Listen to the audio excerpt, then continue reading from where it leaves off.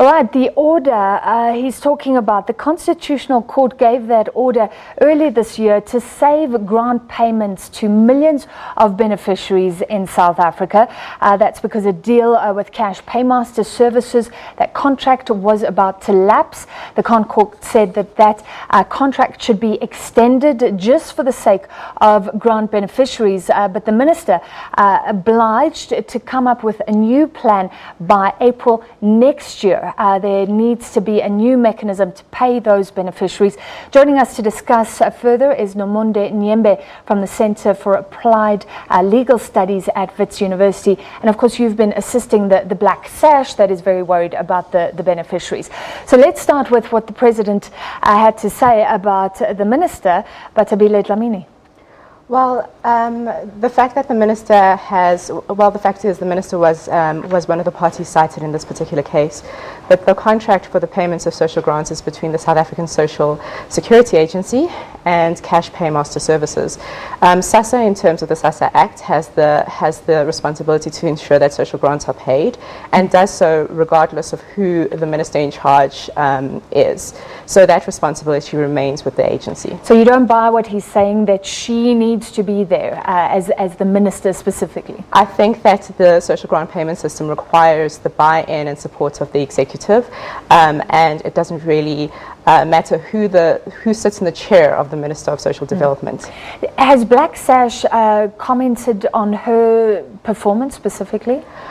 Well, her performance is currently under an investigative process.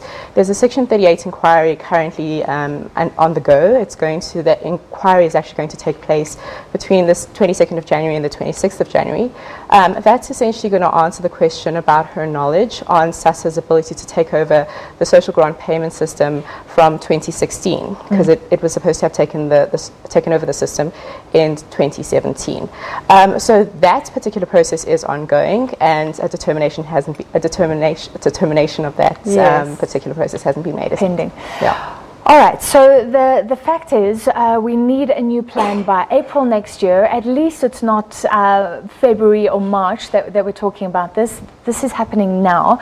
But it sounds like, and I want to know if you agree, there needs to be a deal very soon between SASSA and the post office or somebody. Yeah, absolutely. The contract between CPS and SASSA, the terms and conditions of that particular contract comes to an end on the 31st of March.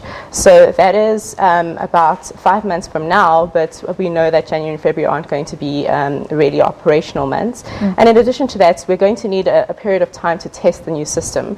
There's going to have to be a rollout of new cards. There's going to have to be a rollout of new bank accounts, and this all within a period of 3 to 5 months is terribly worrying that this is actually going to take place, especially when it's considerate of the fact that the current service provider, Cash Paymaster Services, had 12 months to actually implement this particular payment plan.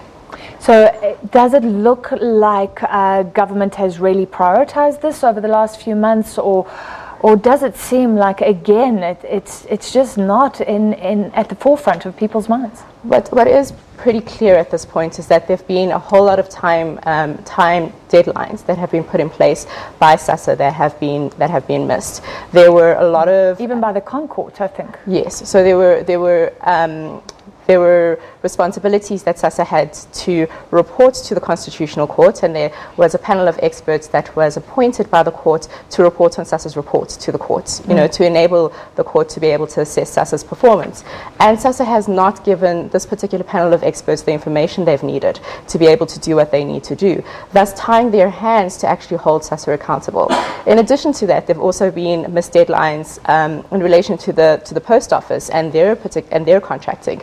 And added to that, a lot of problems around the procurement related to the post office. Initially, it was problems around the entity that was supposed to do a due diligence on the post office's ability to take over the social grant payment system. And then concerns around whether or not the post office could be directly contracted to do so without a competitive process. So a whole lot of hiccups and mistakes along the way that are really unfortunate given the very little time there is, as it is, to implement a new plan. I think we're running out of time. Final question, what does this mean for beneficiaries, and what will you do if this isn't solved soon? I mean, we're terribly concerned about what this means for beneficiaries. At the heart of this is 17 million people who are absolutely impoverished and who are dependent on social grants. And we're worried that the political posturing and non-accountability is putting these people at risk. We're thinking through our options and will advise. All right, thank you for your time this evening. Thank you so much for having me. Nomonde Nyembe from the Wits Center for Applied Legal Studies, and of course working with the Black Sash that is monitoring this process and was involved in the court case that kick-started this process after those grant payments were in doubt earlier this year.